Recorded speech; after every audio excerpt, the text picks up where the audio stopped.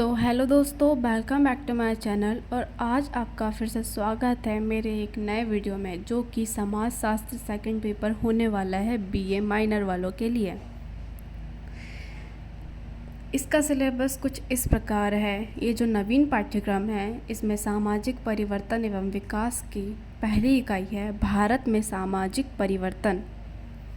इसका पहला पॉइंट है सामाजिक परिवर्तन की अवधारणा। दूसरा पॉइंट है सामाजिक परिवर्तन के स्वरूप, उद्विकास एवं क्रांति, प्रगति एवं विकास। तीसरा पॉइंट है सामाजिक परिवर्तन के सिद्धांत। इकाई नंबर 2 है हमारी सामाजिक परिवर्तन की प्रक्रियाएं।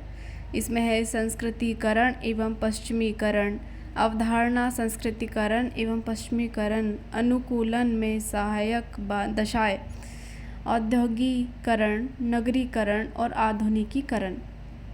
अवधारणा, भारतीय समाज एवं संस्थाओं पर प्रभाव। नंबर 3 है उदारीकरण, निजीकरण, वैश्वीकरण एवं सूचना क्रांति। अवधारणा, भारतीय समाज पर प्रभाव। सामाजिक आंदोलन, अवधारणा, सामाजिक परिवर्तन में सामाजिक आंदोलन की भूमिका। इकाई नंबर 3 है भारत में सामाजिक विकास। इसका फर्स्ट पॉइंट है सामाजिक विकास। इसकी अवधारणा, सामाजिक विकास के संकेतक। दूसरे नंबर पे है सामाजिक विकास के अधिकरण। इसमें है राज्य, गैर सरकारी संगठन और बाजार। नंबर 3 पर है विकास की बदलती अवधारणा। इसमें है परंपराओं में परिवर्तन, उपभोक्तावाद, उपभोगी समाज। नंबर 4 पर है सतत विकास अवधारणा, सतत विकास के मूल तत्व, सतत विकास के संकेतक, सतत विकास के लक्ष्य SDG। इकाई नंबर 4 है हमारी भारतीय समाज के विकास की चुनौतियाँ। इसमें पहला पॉइंट है सामाजिक, सांस्कृतिक एवं आर्थिक चुनौतियाँ। नंबर 2 पे है विकास एवं पर्यावरणीय समस्याएं। नंबर 3 पर है विकास के भारतीय अनुभव, सर्वोदय, भूदान, चित्रकूट मॉडल, श्वेत क्रांति। नियोजन की अवधारणा, नियोजन के प्रकार, नियोजन की विधियाँ, भारत में पंचवर्षीय योजनाओं का समाजशास्त्रीय विश्लेषण। इकाई नंबर 5 है सामाजिक नीतियाँ एवं कार्यक्रम। सामाजिक नीतियाँ, अवधारणाएं, आवश्यकता, सामाजिक नीति एवं विकास, सामुदायिक विकास कार्यक्रम, अवधारणा, उद्देश्य, कार्यक्रमों का क्रियान्वयन, अनुवीक्षण, मूल्यांकन, भारत के सामाजिक विकास में सामुदायिक विकास कार्यक्रमों का योगदान। नंबर 3 पर है नीति आयोग, संरचना एवं कार्य। तो ये यहाँ से हमारी इकाई नंबर 1 द्वितीय प्रश्न पत्र का समाजशास्त्र का शुरू हो रहा है। इसके दीर्घ उत्तरीय क्वेश्चन पहले दिए हुए हैं और ये PDF मुझे बहुत मुश्किल से मिली है। तो पहला क्वेश्चन है हमारा सामाजिक परिवर्तन को परिभाषित कीजिए और इसकी विशेषताएं लिखिए। मैं कुछ सेकंड के लिए वीडियो पॉज करूँगी, उतने टाइम में आप वीडियो रोक करके उतना पढ़ के फिर उसे ओपन करके फिर से पढ़ सकते हैं।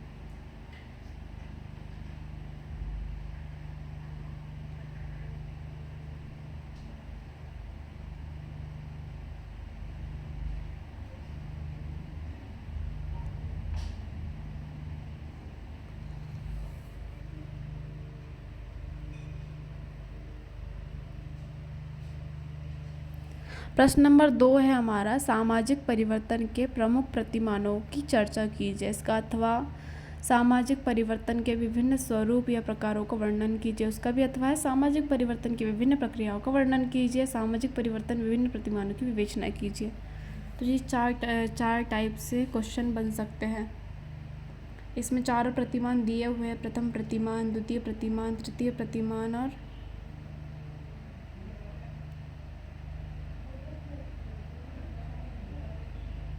तीन प्रतिमान दिए हुए हैं। इसमें कुल 3 प्रतिमान दिए हुए हैं।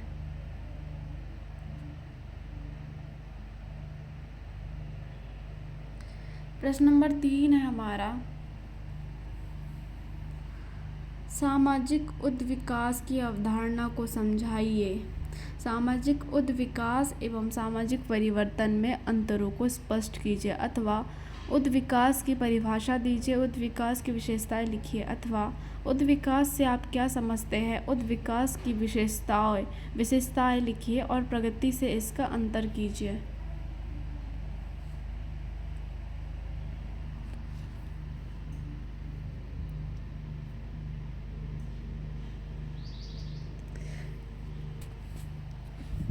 तो पहले आप उद्विकास का मतलब पढ़िएगा, फिर उसके बाद उसका जो भी क्वेश्चन पूछा आगे उसका आंसर दीजिएगा, क्योंकि आपको मेन उसका मतलब तो पता होना ही चाहिए जिस चीज़ के बारे में पूछा गया है।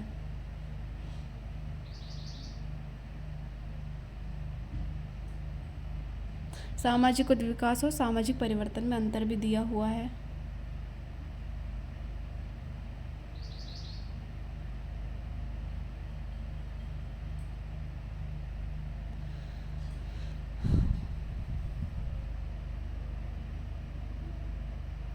यहीं से प्रश्न नंबर 4 आता है हमारा, सामाजिक प्रगति की परिभाषा दीजिए और इसकी विशेषताएं लिखिए।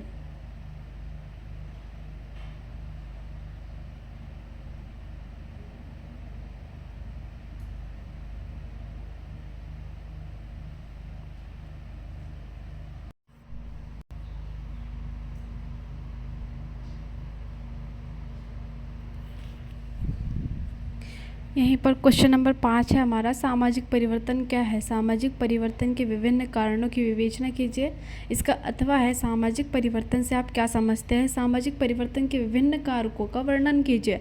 इसका भी अथवा है, सामाजिक परिवर्तन के विभिन्न कारकों का वर्णन कीजिए। और इसका अथवा में भी ये क्वेश्चन आ सकता है, अथवा नहीं मतलब यही क्वेश्चन इस प्रकार से आ सकता है कि सामाजिक परिवर्तन के मुख्य या प्रमुख कारणों या कारकों की विवेचना कीजिए।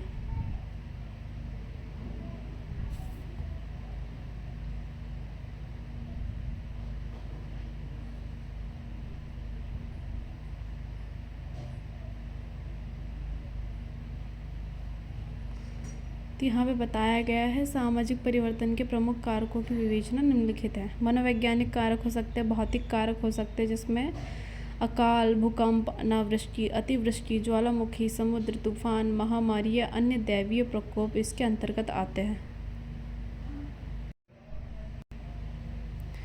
प्राणी शास्त्रीय कारक में क्या आ सकता है, इसमें निर्धनता, बीमारी, कार्यशील व्यक्ति की कमी और अनेक समस्याएं जन्म लेती है। ठीक है।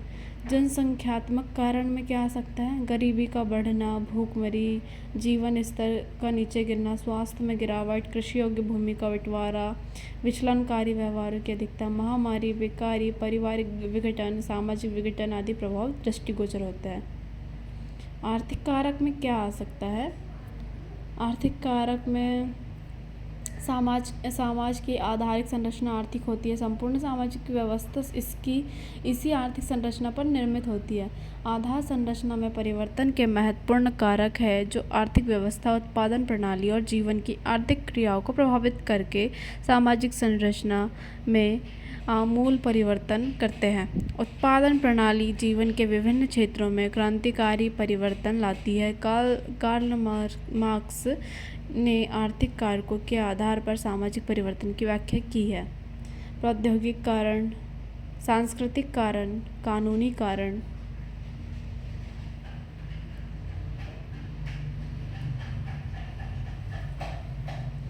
तो ये कुछ अधिनियम है, 4 अधिनियम जिन्होंने भारतीय समाज में परिवर्तन लाने में सहयोग दिया है। समान वेतन अधिनियम 1976, हिंदू विवाह अधिनियम 1955 संशोधन हुआ था 1976 में, दहेज निषेध अधिनियम 1986, सती प्रथा निवारण अधिनियम 1987। राजनीतिक कारण होता है, वैचारिक कारक, महान लोगों की भूमिका। अब प्रश्न नंबर 6 हमारा, सामाजिक परिवर्तन के चक्रीय सिद्धांत की विवेचना कीजिए।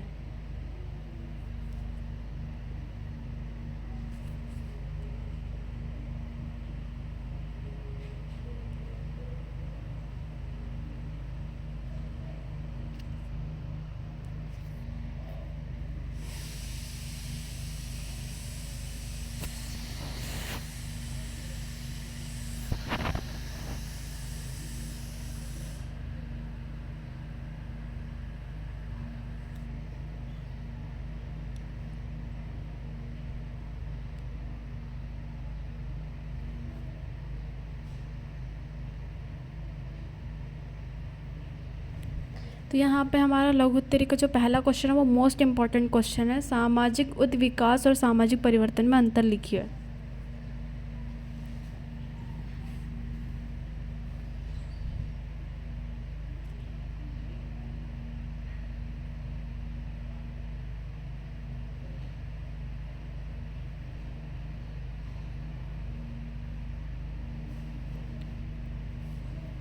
सामाजिक उत्विकास की दिशा निश्चित होती है, यह हमेशा सरलता से जटिलता की ओर चलता है, जबकि सामाजिक परिवर्तन की कोई दिशा नहीं होती। सामाजिक परिवर्तन कैसे भी हो सकता है। सामाजिक उत्विकास में समाज के ढांचे एवं कार्य दोनों में परिवर्तन आता है, परंतु सामाजिक परिवर्तन समाज के ढांचे अथवा कार्य अथवा दोनों में एक साथ आ सकता है। सामाजिक उत्विकास केवल समाज की आंतरिक शक्तियों से ही संभव होता है, लेकिन सामाजिक परिवर्तन आंतरिक एवं बाह्य दोनों ही शक्तियों के कारण उत्पन्न होता है। सामाजिक उत्विकास के निश्चित चरण होते हैं जो एक के पश्चात दूसरा क्रम में आते हैं, जबकि सामाजिक परिवर्तन में कोई चरण नहीं होते। सामाजिक उत्विकास की प्रक्रिया धीमी किंतु निरंतर होती है, जबकि सामाजिक परिवर्तन की प्रक्रिया धीमी, तेज, निरंतर अथवा रुक रुक कर किसी भी रूप में हो सकती है। सामाजिक उत्विकास में केवल गुणात्मक परिवर्तन होते हैं, जबकि सामाजिक परिवर्तन में गुणात्मक एवं मात्रात्मक दोनों ही प्रकार के परिवर्तन हो सकते हैं। अगला क्वेश्चन है, सामाजिक परिवर्तन और प्रगति में अंतर बताइए।